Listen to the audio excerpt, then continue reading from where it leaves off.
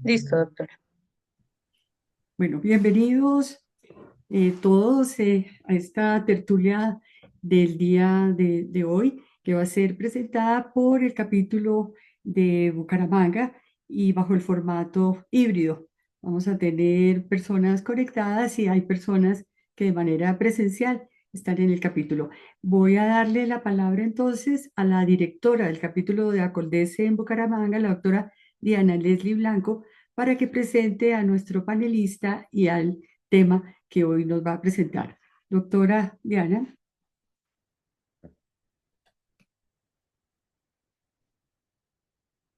Gracias, doctora Carmenza. Buenas tardes para todos. Para nosotros como capítulo es muy, muy grato.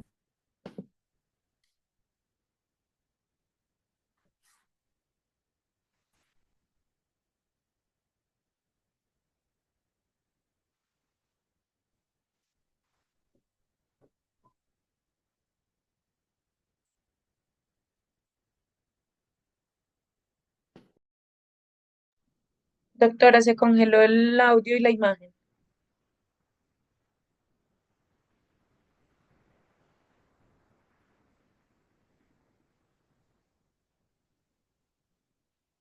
Mm, bueno, se desconectó. Podemos esperar un momentico que se desconectó la doctora Diana.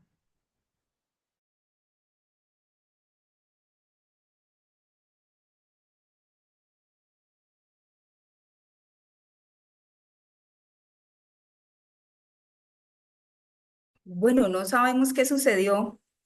Tuvimos un corte. Estaba comentándoles, pues, de lo grato que es para nosotros como capítulo Bucaramanga, darles la bienvenida a esta charla que hemos presentado para el cierre de año. Estamos acompañados hoy por el doctor César Augusto Luna Barajas. Él es abogado de la Universidad Industrial de Santander. Es magíster en Derecho de la Universidad Externado de Colombia con énfasis en responsabilidad contractual, extracontractual civil y del Estado. Es magíster en Derecho de la Universidad Pontificia Bolivariana con énfasis en responsabilidad y seguros. Es especialista en daños, en seguros, responsabilidad y es tax planning. Profesor y árbitro de la Cámara de Comercio, del Centro de Arbitraje de la Cámara de Comercio de Bucaramanga. Para nosotros es bien importante que nos estén acompañando hoy para esta charla que se ha preparado en relación con los efectos.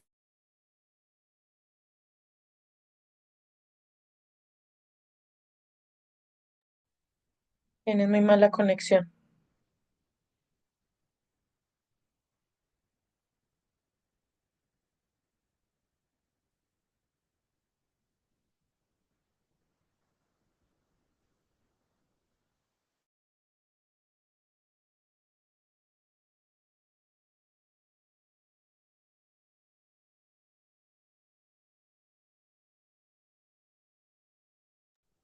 No la escucho, doctora. Se les cae la señal.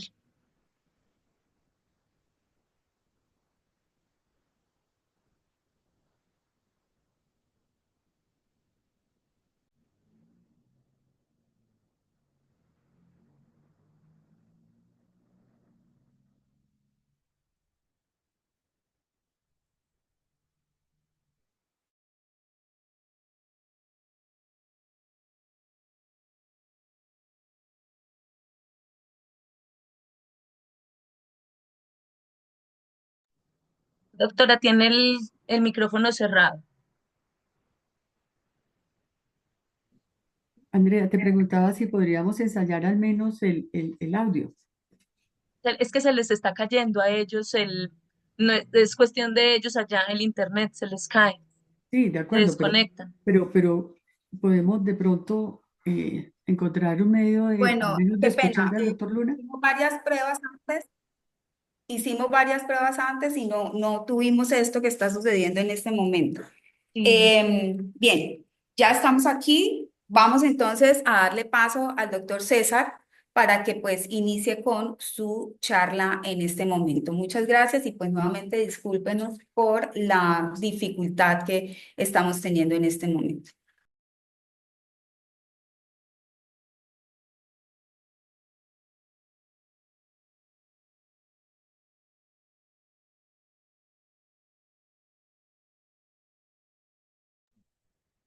Muy buenas noches.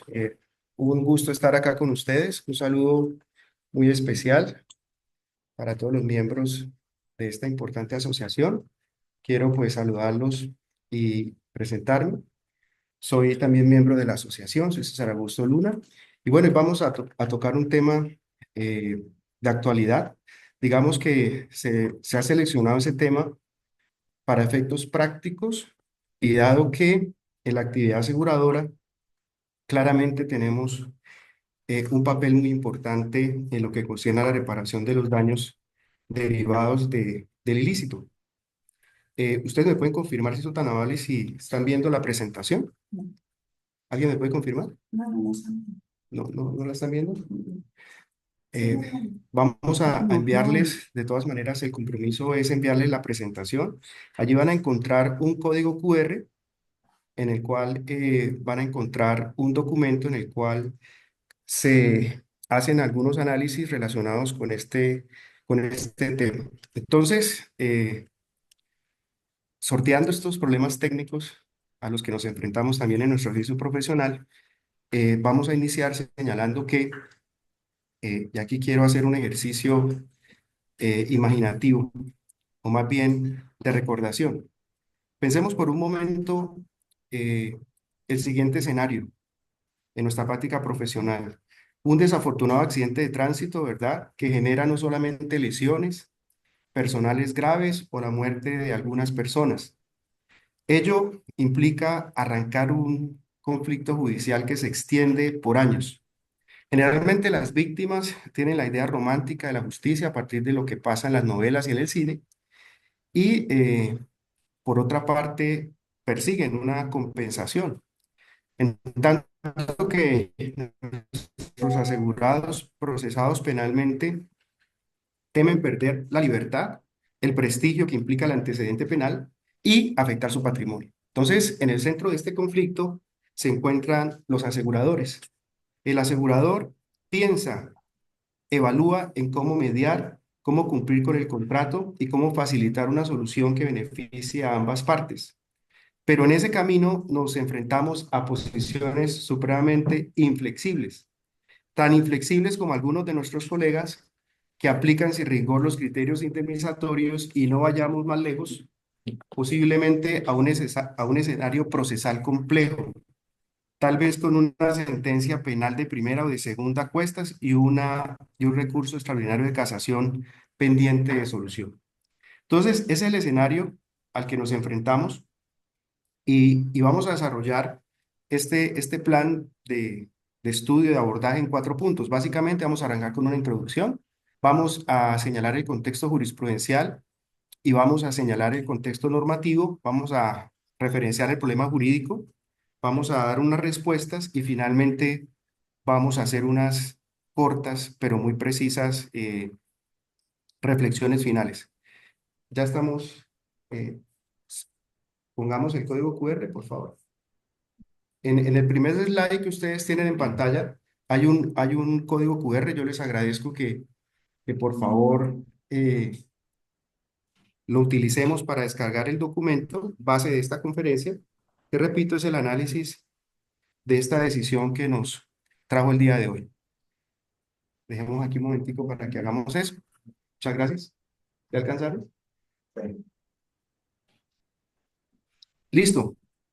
Dicho eso, entonces, arranquemos.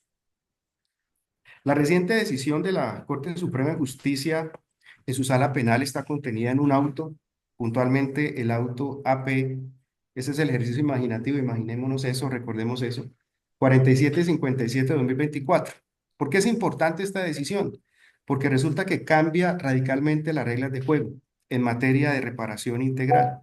Este fallo reinterpreta y nos vuelve a traer la reparación integral como una posible forma de determinar, de extinguir la acción penal, incluso en etapas avanzadas.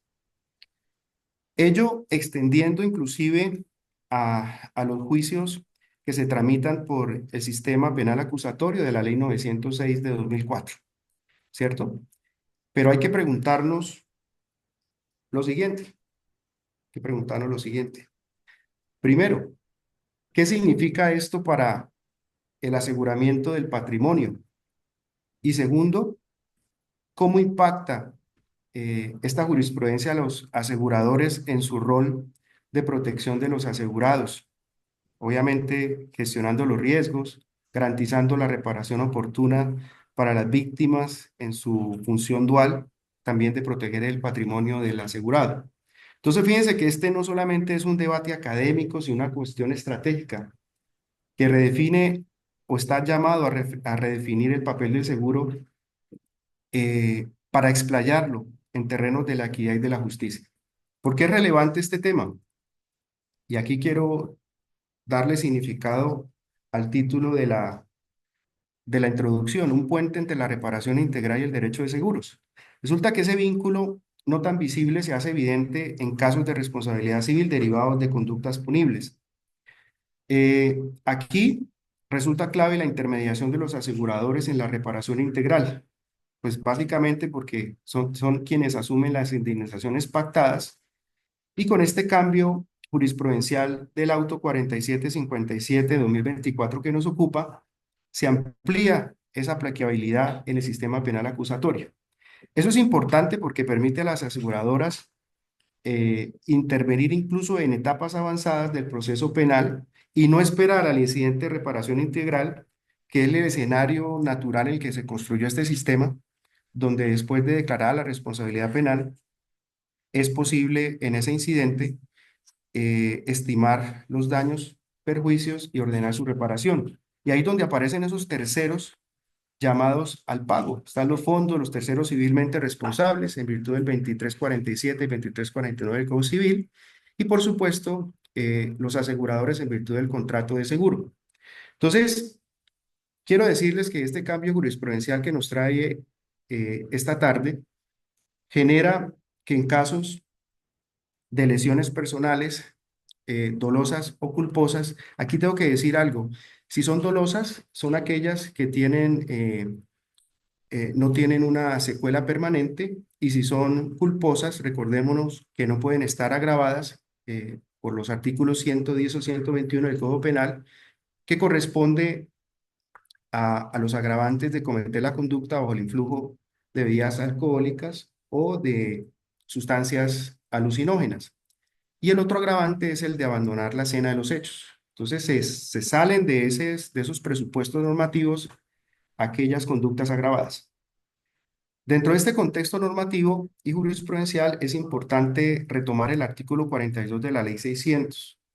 Dicho artículo, o a partir de dicho artículo, quiero presentarles esta tabla. Esta tabla nos habla de la figura de reparación integral, que está la Ley 600 de 2000, pero que no está la 906 de 2004 y que por integración normativa esta jurisprudencia nos llama a aplicar.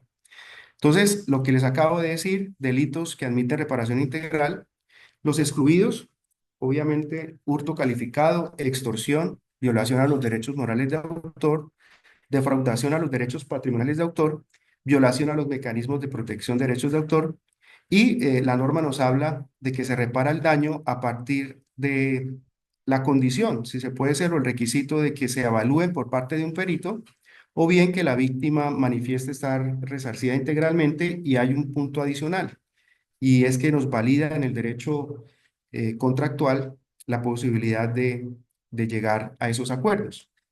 Como pie de página, pudiéramos decir que estamos hablando del principio de reparación integral, que no es regla, y en virtud de ello es posible asumir ese interés como negociable. Y por ende, tiene unos requisitos. Requisitos como que la persona que se va a beneficiar de esta decisión no tenga resolución inhibitoria, preclusión o cesación por ese mismo motivo entre los 5 años anteriores. Entonces, retomando, la entrada en vigor de la Ley 906 de 2004 trae otro esquema. El esquema de sistema penal acusatorio invita a las partes a solucionar la acción penal, el problema que está dentro de la justicia restaurativa, en etapas previas. Entonces, resulta que aquí tenemos el principio de oportunidad y la mediación. Entonces, hay dos posturas importantes que se enfrentaron y que ustedes pueden observar en ese documento que tienen a su vista, y es una tesis restrictiva y una tesis amplia. ¿En qué sentido? Restrictiva en cuanto que se piensa que son dos sistemas incompatibles filosóficamente diseñados de manera diferente y por ende en la ley 906 se dice usted no puede aplicar la reparación integral sino hasta antes del inicio del juicio. Yo les pregunto a ustedes, ¿cuándo se hacen las valoraciones estratégicas? Pues siempre se hacen desde el inicio, desde el conocimiento de los hechos, pero para nadie es un secreto que la teoría, la hipótesis de responsabilidad penal se fabrica por parte del ente acusador a partir de la formulación de acusación. De hecho, en la imputación son hechos que sí tienen que precisarse la conducta, por ejemplo, pero no está determinado a establecer un intercambio probatorio. Entonces uno se espera. Y además, pues vamos a ser muy claros desde el tema del dato. El dato refleja, de acuerdo a la Corporación de Excelencia de la Justicia, que la Fiscalía General de la Nación, y quiero dejar muy claro esto, por favor, para evitar malos entendidos, la medición de esta información que les doy es de los procesos que llegan a etapa de juicio oral. Cuando llega a esta etapa de juicio oral se ha determinado que en el 47% de esos casos la Fiscalía logra probar la hipótesis de responsabilidad penal. Entonces, pues, esa es la razón por la cual un buen defensor toma en consideración esa estadística que está a favor del enjuiciado, ¿cierto? Ya de por sí, decíamos al inicio de esta conversación, de esta conferencia, que tenemos un escenario a veces muy dificultoso, donde la víctima es inflexible o sus apoderados, donde de pronto ya hay unas sentencias previas de primera o segunda instancia, estamos esperando la casación, y además este escenario hay que considerarlo. Entonces, ¿cuándo es bueno o cuándo es preferible o estratégico iniciar una negociación? Muchas veces después del juicio oral. Entonces, esa es la filosofía que se enfrenta y, y aquí hay que decir que hizo falta que llegara un litigante como el doctor Carlos Roberto Solórzano Garavito a la sala penal de la Corte para que se pensara en otro punto de vista. Entonces se decía, es que es un poco grosero negociar con la víctima ya cuando sabe que está condenado, eso es como me tocó. Y lo que no estaban mirando era el otro lado, este lado donde nosotros y las aseguradoras se ven enfrentados a estrategias y estadísticamente, pues también hay que decirlo con mucho respeto, pero todo no se puede solucionar a través de la acción penal en juicio. O sea, claramente el ente acusador no tiene esa categoría ni esa posibilidad. Eso nos lleva a reflexionar en unos presupuestos. Y estos presupuestos tienen que ver con la evolución jurisprudencial. Entonces, hay que revisar lo siguiente. Hablamos de dos tesis, restrictiva y amplia. La tesis restrictiva partió de un auto que hay que mencionarlo, porque está en el estado del arte, es el auto 2671 de 2020. Ese auto tiene ponencia del magistrado Luis Antonio Hernández Barbosa, magistrado saliente de la Corte, que adoptó dicha postura rígida o restrictiva. ¿Qué dijo? Oiga, venga, mire, vamos a limitar la aplicación del artículo 42 de la Ley 600 de 2000 exclusivamente a los procesos regidos por ese marco normativo. Según esa interpretación, la reparación integral no es compatible, como lo hemos venido diciendo, con la filosofía. Esos principales argumentos recalcan que es que el sistema acusatorio ya ofrece mecanismos que garantizan los derechos a la víctima. Repito, principio de oportunidad, mediación, y que ello promueve de una manera diferente, pero igual la promueve la justicia restaurativa. Y tocante a nuestro tema nos dice, oiga, frente a la reparación integral, eso implica una ruptura que no se justifica con el modelo acusatorio. Esta postura fue obviamente ampliamente criticada por su falta de practicidad y porque ciertamente el impacto ha sido negativo en los derechos tanto de las víctimas como de los procesados asegurados. ¿Por qué se afirma tal cosa? Porque como hemos venido diciendo, limita o limitaba, porque ya estamos en otro punto, las opciones para alcanzar acuerdos indemnizatorios y realmente se estaba llegando, recordemos que desde segundo o tercer año de derecho nos decían la acción penal es de última ratio y se estaba condenando penalmente y de manera innecesaria a quien podía y quería reparar, ya sea personalmente o a través de su asegurador. Tiene un poco de historia y esto es otro pie de página que me voy a permitir hacer si ustedes me lo permiten. Y es que antes de este pronunciamiento ya había sido morigerada con la expedición de la Ley 906 de 2004, que recuerden que entró a regir a partir de enero del 2005. Ocurrió un caso que de manera temporaria aplicó la tesis que voy a hablar a continuación, que es la tesis amplia. ¿Qué fue lo que ocurrió? Esta fue esas sentencias que se salen y, y, y se vuelven hito o se retoman nuevamente, y es el caso de Solórzano, del magistrado Solórzano, con este auto de agosto de 2024. ¿Qué pasó? Se trataba de un odontólogo en Medellín. Este odontólogo en Medellín permitió que durante los controles de ortodoncia realizado a una paciente de 17 años, la auxiliar retirara los alambres. Tenían que hacerle control y había que cambiarle los alambres. Y fíjense ustedes que esta auxiliar no usó o no le proporcionó a la paciente las gafas que usan normalmente para eso, y un fragmento minúsculo le impactó uno de sus ojos y generó una infección de tal magnitud que rápidamente la decisión médica clínica fue la enucleación para evitar la extensión infecciosa al otro ojo. De hecho, quiero decirles que al principio habían dudas. Siempre en los casos hay dudas de causalidad, ¿cierto? Pues de imputación también, pero partamos de la causalidad. Detrás de la causalidad viene la atribución jurídica al resultado, porque primero tenemos que ir a mirar en los hechos por qué pasan las cosas. Y en este caso, pues habían dudas porque la paciente no manifestó ninguna molestia, no manifestó dolor y se fue para su casa ese día. Y la cosa fue que volvió al otro día bastante afectada, se hizo todo el camino de remisión. Pues claro, también hay que pensar que para nadie es un secreto que la boca es una mucosa bastante contaminada. El caso ocurrió y en primera instancia debo decirles que se condenó al auxiliar por el delito de lesiones personales culposas y el odontólogo fue absuelto. Esto bajo el argumento de que no tenía o no ejercía una posición de garante con el paciente. Ciertamente que sí, tiene posición de garante. El apoderado de víctimas y la fiscalía apelaron y el tribunal, con ponencia del hoy magistrado de la Corte Constitucional, el doctor José Fernando Reyes, decidió condenar entonces también al odontólogo. Entonces aquí, obviamente, se presentó la demanda de casación, extraordinaria de casación, y pues ya la paciente ya no tenía 17 años, sino 18.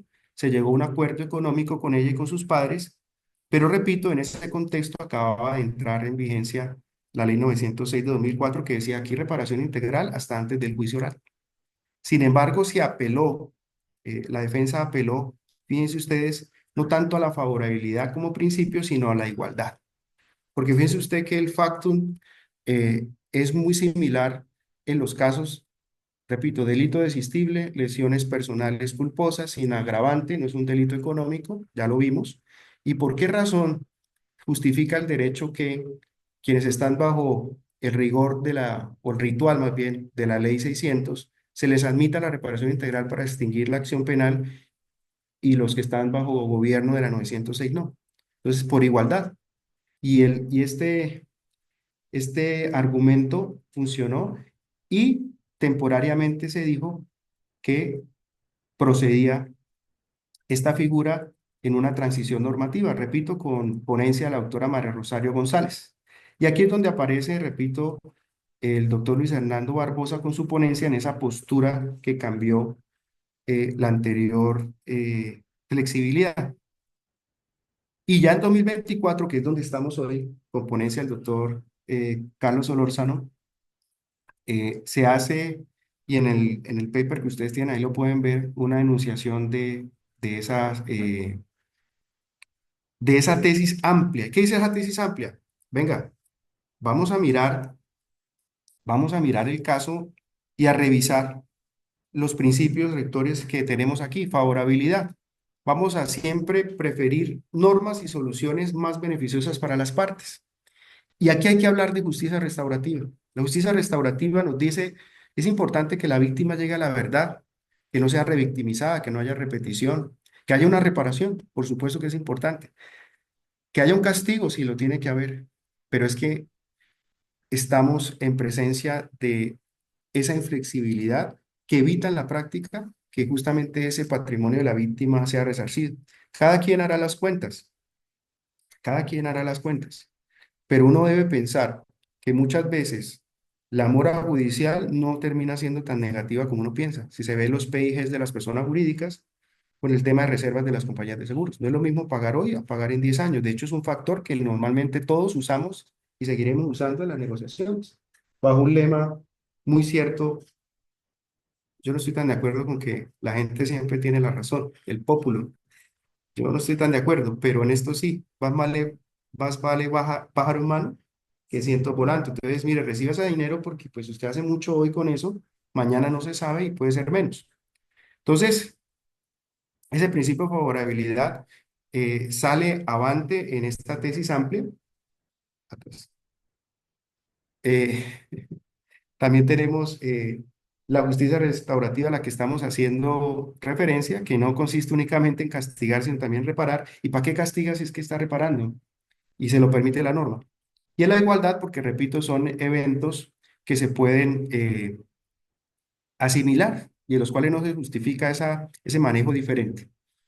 Este caso del auto del 24 de agosto de 2024 que estamos tocando, se trata del caso de unos hechos ocurridos el 30 de junio de 2014.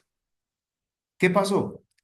Este señor estaba a bordo de una camioneta a alta velocidad, se desplazaba por la vía que conduce de Zapatoca a San Vicente de Chucurí en Santander e invadió el carril contrario y se encontró una motocicleta donde viajaba el conductor y una señora a la altura del kilómetro 15.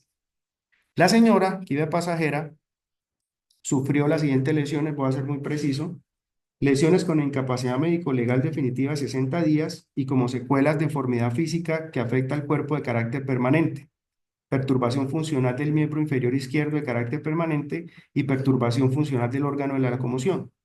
Este asegurado, porque estaba asegurado, o más bien la actividad generada con el vehículo estaba amparada, fue condenado penalmente en primera y en segunda instancia por lesiones personales culposas. El proceso llegó a casación, pero estando en esa instancia de la casación, y quiero decirles, es que somos los litigantes los que cambiamos el derecho, pues llegaron a un acuerdo y se presentó un memorial solicitándole al magistrado Solórzano se declarara la extinción de la acción penal por indemnización integral. Recuerden que ya habían recogido la tesis diciendo esto no pega, tesis restrictiva, eh, gracias, tesis restrictiva. Y aquí es muy interesante que llegó un contrato de transacción que suscribieron las víctimas directas, indirectas y el apurado de víctimas. Quiero detenerme ahí porque aquí hay muchas controversias. Yo creo que pudiéramos hacer, de este tema, podríamos hacer otras valoraciones. Valoraciones tales como indemnizar integralmente en el proceso penal implica que se deba reparar todo el daño, teniendo en cuenta que las pretensiones en responsabilidad civil se presentan como solidarias. Una obligación insólita es aquella que no se divide, no es posible divisible porque hay un beneficio a favor del acreedor que le puede exigir a cualquiera de sus deudores según conveniencia el total de la obligación. Entonces la pregunta, y esto se tramita muchas veces con mucha confusión entre las dos jurisdicciones, vamos a ver al final de esta conferencia cómo se propone justamente esa unificación, o por lo menos que los jueces penales al extinguir la obligación dejen claro el tema. Y eso nos deja también abierto el tema muy interesante de hablar de la cosa juzgada o la efectividad de la cosa juzgada en materia civil como penal. Recuerden que tenemos la norma donde estaba enumerada claramente cuando las decisiones en materia penal hacían tránsito a cosa juzgada en materia civil, norma que ya no está en ordenamiento, pero que nos obliga también a una otra actividad y un análisis metodológico para establecer, por ejemplo, si se revisó nexo causal. Entonces, piensen ustedes que si se determina que que el procesado penal no cometió la conducta, pues claramente se está diciendo que no participó fácticamente de los hechos si es que la imputación se tiene que ver con una acción comisiva, sacando aquí los terceros civilmente responsables por guarda jurídica, por ejemplo, pero en esos temas, digamos que todavía se discute o algunos jueces lo hacen impráctico porque se discute entonces en un proceso civil, pensemos, hay 5 personas, 4 jurídicas y uno natural que está procesado penalmente. Viene y repara. Las víctimas van y dicen, me reparó integralmente. ¿Qué hacen los otros 4 en el proceso civil? Señor juez, aquí está la constancia procesal que en el penal la víctima dijo reparó integralmente. Aquí yo estoy metido y si el daño es uno solo y reparado el daño, se extingue la obligación, artículo 1494, de donde nacen las obligaciones. Ahí tenemos el daño, el delito. Entonces, pues, ¿qué hago yo acá? Y esa discusión es muy interesante, que además les agradecería si nos pueden compartir comentarios al respecto. Ya al final pues vamos a tratar de compartir. Pero volviendo al tema, es muy interesante que se pactó con Allianz Seguros, que era el asegurador de esta actividad desplegada con la camioneta, el pago de 150 millones de pesos que correspondía a dicha reparación integral.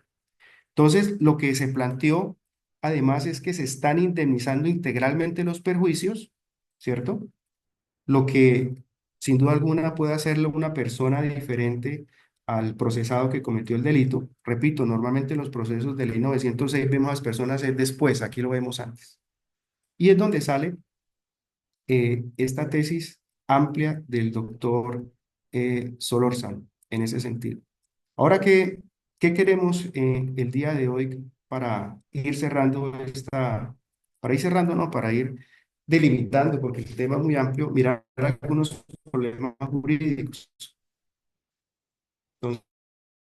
Entonces, van a ver ustedes en pantalla unos problemas jurídicos. El principal, creo que lo hemos abordado, 4, pues lo más obvio es preguntarse si resulta jurídicamente viable aplicar la figura de la reparación integral hoy en Colombia en el juicio penal, no obstante que está regulada en una norma extinta, derogada por la ley 906, que es el artículo 42 de la ley 600 de 2000, que ya tuvimos la oportunidad de revisar en la tabla algunos slides anteriores. Entonces, ese cuestionamiento surge a partir de una transición normativa y a la vez nos dice, ahí tienen ustedes parafraseando esta decisión, que se aplican los principios que hablamos. Recuérdenlo, favorabilidad, igualdad y justicia restaurativa. Pero más allá de eso, fíjense que es el tema de practicidad y aquí me adelanto un poco a lo que son los reflexiones finales. La Sala Penal de la Corte revisó 6 o 7 puntos y participó de acuerdo a esos puntos y uno de ellos la reparación integral para que tengamos objetivamente en la reforma a la justicia, que no se sabe si eso salga o no, pero ha participado para que entre otros temas se incluya en la discusión esa modificación necesaria de la ley 906 de 2004, que repito, vía jurisprudencia no está diciendo tranquilo, aplique la reparación integral hasta antes de la sentencia de casación, contrario a lo que dice la norma en una aplicación favorable, igualitaria y aplicando la justicia restaurativa del artículo 42 de la ley 600. Pero siendo claros, hace falta que esa integración se dé vía legal, que quede aprobado en el cuerpo normativo. Entonces, obviamente la respuesta es que sí, y venimos a mirar 2 problemas secundarios. Entonces, creo que con eso abordamos la conferencia al principio y es el impacto que trae el cambio jurisprudencial en el aseguramiento del patrimonio afectado, obviamente, de índole económica, que toca la obligación condicional del asegurado, pero a partir de hechos punibles atribuidos al asegurado. Entonces, obviamente que esto tiene un impacto directo. Máxime que existen coberturas de seguros. Es más, quitando el seguro de por medio, ahí tenemos terceros civilmente responsables y tenemos fondos. La mutualidad, tenemos muchas figuras que igual, bajo otros criterios, termina siendo generadora de deberes parcial o totalmente aportantes a la reparación. Entonces, ya enfocados en las aseguradoras, en los aseguradores, pues la ventaja de esta posición y también digo yo, ¿no? La importancia de que esté en un cuerpo normativo es que pues esto es una posición jurisprudencial que cualquier día se cambia. Viene otro magistrado y la cambia. Entonces sí es importante que pase a ser parte del cuerpo normativo del derecho penal colombiano. Entonces, beneficios, las aseguradoras, los asegurados, y yo quiero decirlo, pues, aparte de reparar sin enfrentar condenas y lo que eso implica, al final de cuentas, condenado igual hay que reparar, yo creo que el principal ganador es la víctima, porque recibe, independientemente de que la acción penal la ejecuta la Fiscalía de la Nación con este porcentaje que no es muy halagador, puede llegar a acuerdos de manera previa y no posterior como lo plantea el sistema acusatorio. Y hay una pregunta residual o secundaria que también nos hacemos. Por ahí no sale, está ya. ¿Puede aplicarse la indemnización integral en un proceso penal cuando la solicitud se presenta después de iniciado el juicio oral, pero antes del fallo de casación? ¿Ustedes qué dicen?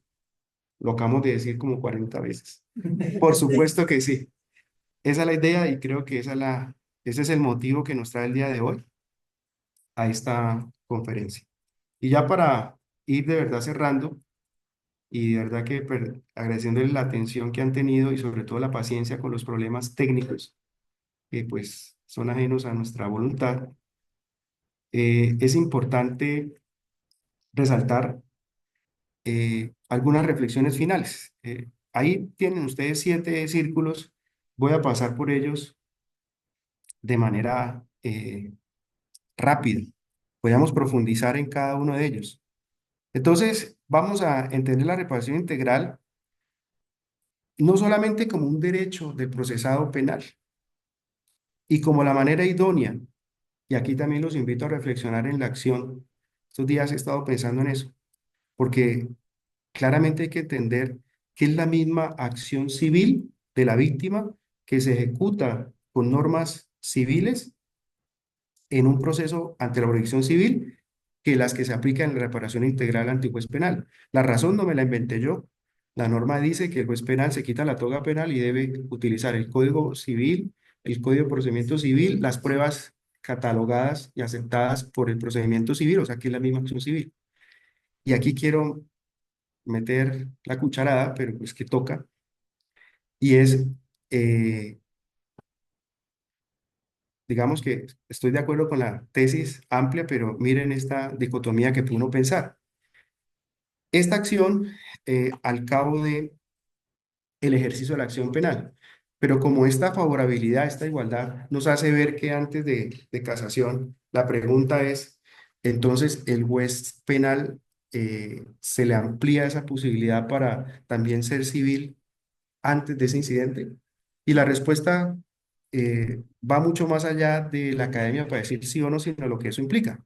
Porque es igual acción, pero preguntémonos, en temas de caducidad de la acción, pues es una sola, más en materia penal esa se ve afectada porque tenemos que esperar el curso del trámite procesal. Entonces, en materia de homicidio son 40 años, pues será después de que el Estado pueda ejercer la acción de 40 años que cuenta la acción civil. Entonces, bien, que sí hay unas situaciones bien particulares que pues yo creo que a un procesalista le importarían más que a nosotros, pero que en la práctica venimos a revisar. Repito, será motivo pues de otra investigación, de otra conferencia, otro análisis.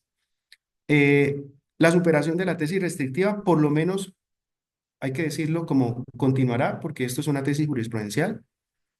Aquí está parqueado la Corte, ya en 2020 hicieron varios giros. Importante volver al tema que les dije del proyecto de ley. La compatibilidad de la indemnización integral del sistema penal ecuatorio, de acuerdo a esta jurisprudencia, quedó dada. Si es compatible el principio de reparación integral en el modelo actual del sistema penal acusatorio. Otro punto, la favorabilidad y la igualdad sobre la tesis restrictiva, creo que fueron los elementos que la vencieron. Y algo que pudiera integrar la filosofía del derecho es que se fortalece con esta figura la justicia restaurativa.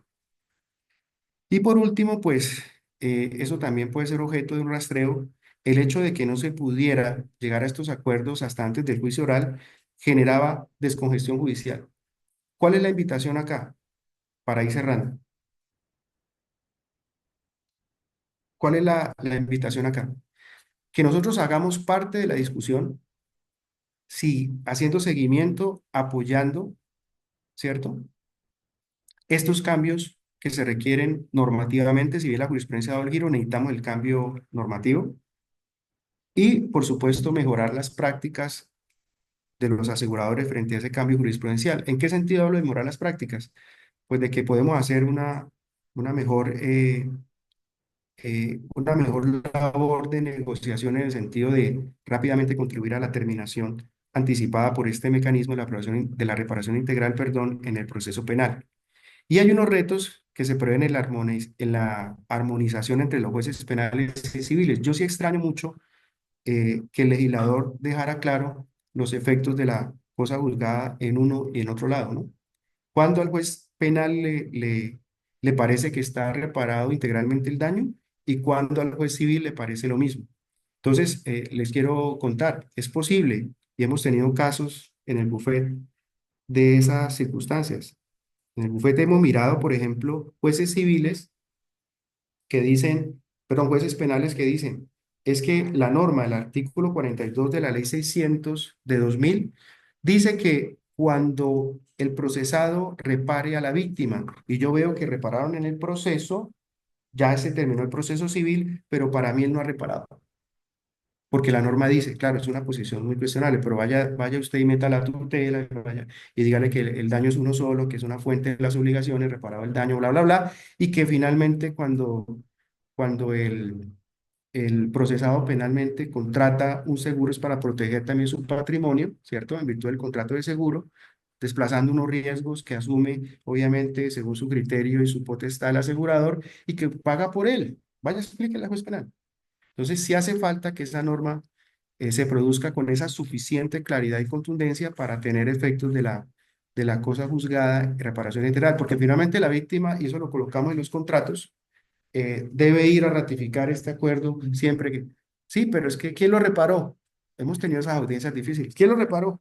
No, pues la aseguradora, la empresa de transportes, el uno, el otro.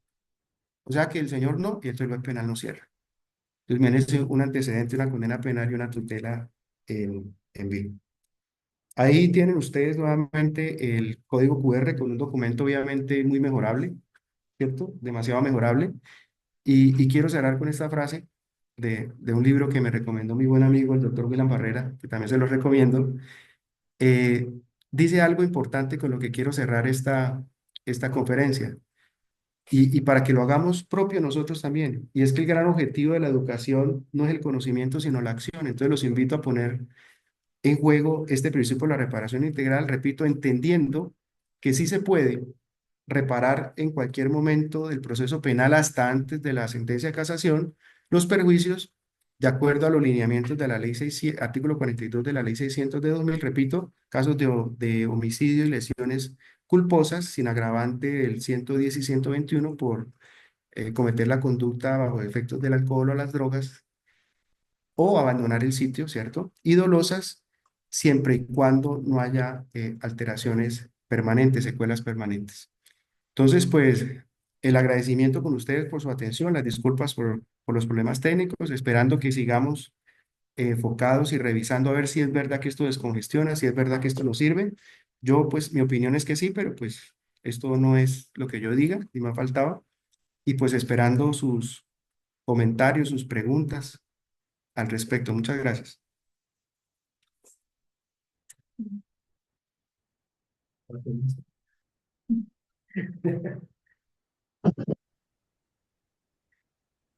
Buenas noches. Aló. Buenas noches. Habla Eduardo Hoffman. Bueno, Primero, mi gratitud y yo creo que hablaría también a nombre de los asociados a Coldese por la excelente conferencia, muy interesante, actual, y le planteo un tema muy circunstancial que no es especialista en ventilar estos procesos de reparación en sede penal, y es sobre la situación de la jurisprudencia penal en torno a la reparación de los perjuicios extrapatrimoniales. Sabemos que una primera tendencia fue aplicar el artículo 97 del Código Penal de manera extensiva, procurando reparaciones donde se llegaba a sumas exorbitantes. Entonces quisiera saber cómo ha evolucionado la jurisprudencia en ese sentido para definir la reparación integral en materia de perjuicios extrapatrimoniales. Muchas gracias.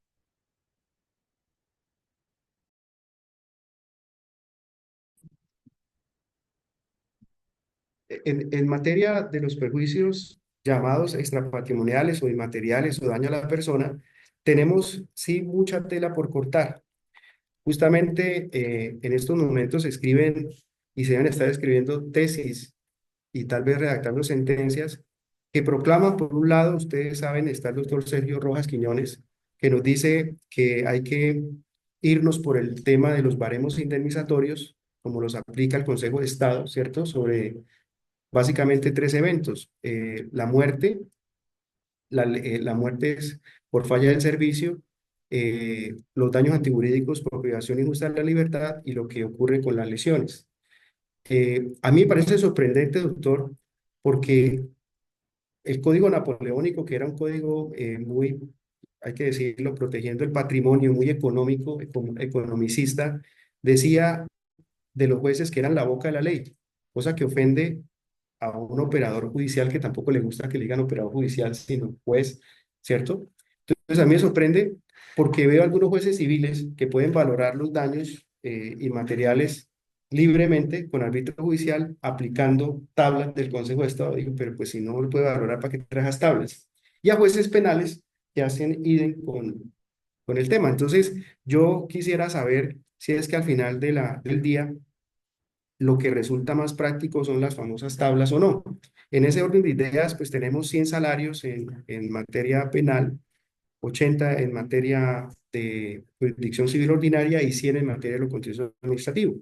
Entonces, la evolución, digamos, que se va dando al día de hoy con la incorporación de perjuicios en una categoría que resulta pues muy controversial. Ahí tenemos pues la sentencia de Meras del Consejo de Estado, las decisiones de la Corte Interamericana de Derechos Humanos que nos hablan de reparar la afectación de bienes constitucionales, que lo vemos como un plus porque también le dicen al juez, no es para todo el mundo casos excepcionales, entonces tenemos el conscripto que va y se cae a un abismo, queda tetrapléjico y le dan ese valor adicional con medidas de satisfacción. Entonces, ¿en qué va la jurisprudencia? Claramente, doctores, en revisar el daño a la persona, claramente en transformar. Y si me preguntan a mí, yo veo mucho coqueteo con las famosas tablas, tablas que en textos como el de la profesora María Cecilia Macausland no se le hacen pocas críticas. Una de las críticas es las categorías, entonces no es lo mismo ser novia que ser esposa. Fíjense eso, ¿no? Porque lo mandan a la categoría 5 y a la esposa en el 1. Entonces tenemos el caso del señor que tiene dos novias, vive con una y está casado con otra y con esa no vive, entonces viene a repararse cómo.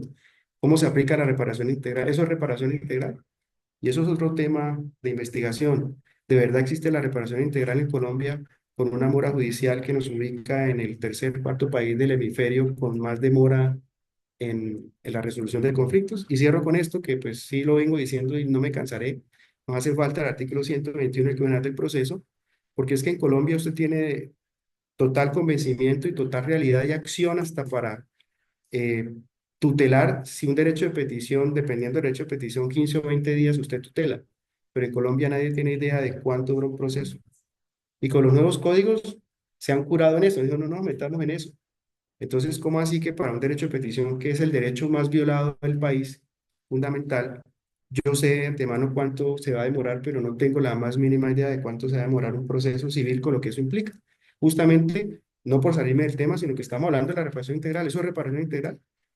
Eso será reparación integral. Eso es otro tema que está en el tintero. No sé si me fui mucho por las bandas, pero hablando del estado jurisprudencial es lo que hay hoy. Mirar aquí, mirar allá. Mirar acá.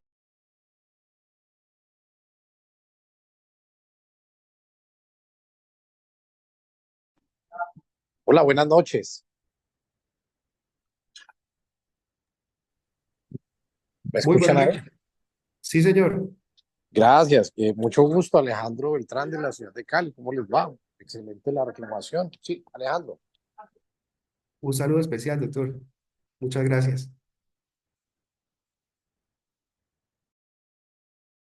Listo. Gracias. Gracias. Sí, a ver, Discúlpeme, doctor. ¿ya me ¿Me puede escuchan repetir ahí? la pregunta, doctor? No, apenas le iba a hacer. Ah, ok. Ok, qué Gracias. pena. No, yo quisiera hacer una pregunta muy concreta. El tema de, yo creería que en cualquier momento de la instancia del proceso penal, en Cali por lo menos siempre puede conciliar y el contrato de transacción, digamos que ha sido avalado en cualquier instancia. No he conocido la primera que no. Pero lo importante, lo que quisiera yo decir es que nos estamos enfrentando a algo versus el contrato de seguros. Muchos abogados dejan, esperan que termine el proceso penal para iniciar el incidente de reparación integral. En Cali, por lo menos, procesos de lesiones personales, pues he conocido casos que los llevan hasta casación, es decir, que pueden durar más de 10 años, ¿cierto? Entonces, lo que tenemos que mirar en este sentido, mi pregunta es, ¿dónde empieza, al volverse el incidente de reparación integral, un pequeño proceso civil, como lo hemos discutido, la primera excepción que proponen todas las aseguradoras dentro del incidente de reparación integral es la prescripción? Y ahí es donde entonces se nos cae absolutamente todo el estándar de que el seguro de responsabilidad civil lo que busca es proteger el patrimonio del asegurado y propiciar la indemnización de las víctimas en un proceso. Otro escenario, ¿qué sucede cuando única y exclusivamente dentro de un contrato de transportes el apoderado de un lesionado pasajero, espera el proceso penal? Después de 5 años, que es lo que mínimamente dura un proceso, lo primero que va a excepcionar la aseguradora es la prescripción. Claro. Entonces, aquí es el escenario en donde nosotros, y en este escenario de Acoldez, es donde tenemos que entrar a discutir cuál es el término de prescripción o cuándo empieza a correr el término de prescripción dentro del proceso penal, y esa excepción de la prescripción en el incidente de reparación integral, cuándo entraría a regir. ¿Cuál es la idea y la dinámica que digamos que es lo que podemos apelar cuando nos encontramos frente a esto? Que el hecho que llama al seguro en este caso es cuando es encontrado responsable, digamos, el conductor y o asegurado, digámoslo, esa misma esencia, pues en contratos de transporte, que es donde más se nos ve, sea extra o contra. Pero ahí es donde viene el escenario. No sé, en Bucaramanga, y me gustaría saber ustedes cómo están llevando este tema, cuando se propone en el incidente un proceso que dura 8, 5, 10 años, tengo uno de 11 años, que después de 11 años apenas se pudo iniciar el proceso de incidente de reparación integral, y lo primero que propone la aseguradora es la prescripción. Y para La terminar, prescripción. para que lo revisemos otra vez, dentro del incidente de reparación integral, ¿vale o cabe la posibilidad de solicitar la indexación del valor asegurado? Vuelvo y repito, procesos de 8, 10, 9, 10 años, en los cuales apenas vamos a vincular a la aseguradora en el incidente, ¿cómo se está manejando la indexación del valor asegurado? Gracias. Bueno, doctor, muy completa su visión. Aquí hay que decir varias cosas. Justamente lo advertíamos en el trasunto de que no solamente es mirar si se puede reparar ahora, inclusive después del juicio oral hasta antes de la sentencia de casación, sino establecer finalmente si es la misma acción y si es la misma acción, si se ve afectada por la diferencia de esas normas. Recordemos que las normas al respecto, esas normas que contemplan prescripción son normas de orden público. Eso uno. Y dos, yo considero que en materia de seguros, antes que pensar en prescripción, uno tiene que pensar si hay cobertura. Entonces, esa discusión, digamos que se ha tratado en la doctrina, ahí tenemos la doctora Hilda Sornosa, doctor Bernardo, eh, y a muchos tratadistas importantes que nos hablan de lo que termina siendo el siniestro. Y al fin la Corte dijo a su manera que consideráramos siniestro lo que quisiéramos entenderlo como tal, que lo importante era iniciar el conteo de dicho hecho imputable al asegurado desde el momento que ocurrieron los hechos. Entonces, esa discusión de si la responsabilidad del asegurado surge a partir de que le declaran judicialmente a través de una sentencia ejecutoriada a la misma, pues creo que ya está zanjada. Sin embargo, en punto de la otra circunstancia que usted nos señala, considero que es muy válido esos espacios y de ahí lo que sugerimos o venimos diciendo en el sentido de participar activamente en esas reformas, porque fíjese que están siendo los magistrados o las salas de las altas cortes con un buen interés, pero como usted mismo nos ha dicho, doctor Alejandro, está dejando por fuera todos los aspectos prácticos. Si algo pudiéramos decir de verdad como una reflexión tan siquiera cercana a lo final, que de final no tiene nada, por eso no me atreví a poner conclusiones, y yo creo que ya ningún tema lo hago, porque es que queda mucho tema suelto, mucho problema jurídico secundario, pero es justamente, y la invitación también se la recibo, doctor Alejandro, para que desde nuestra amada asociación hagamos parte integral de esos debates y la construcción normativa, porque de nada sacamos que no dejen una norma, como usted lo señala, que en la práctica bien recibida porque podemos reparar, pero que en la esencia del día a día nos va a generar la dinámica de no saber, primero, si hay amparo, si no lo hay, si hay cobertura, si no la hay, y finalmente si ya ha fenecido los términos relacionados con la prescripción derivada del contrato de seguros. No sé si alguien acá quisiera complementar la respuesta, ni me ha faltado. Muchas gracias. No sé quién más tenga por ahí preguntas o comentarios. Bueno, parece que nadie más.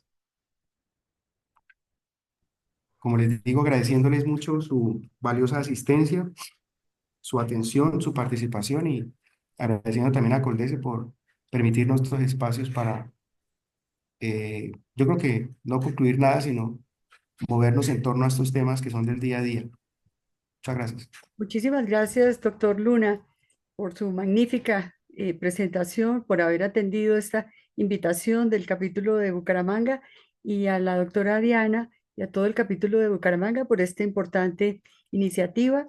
Muy buenas noches para todos y aprovecho para desearles, desde luego, unas felices fiestas ya muy cercanas y que nos veamos entonces en torno a estos interesantes debates del derecho de seguros en el próximo año. Buenas noches para todos. Muchas gracias, doctora Diana. Muchas gracias, doctor Luna. Feliz noche, muchas gracias. Gracias, Andrea. Puedes interrumpir la grabación.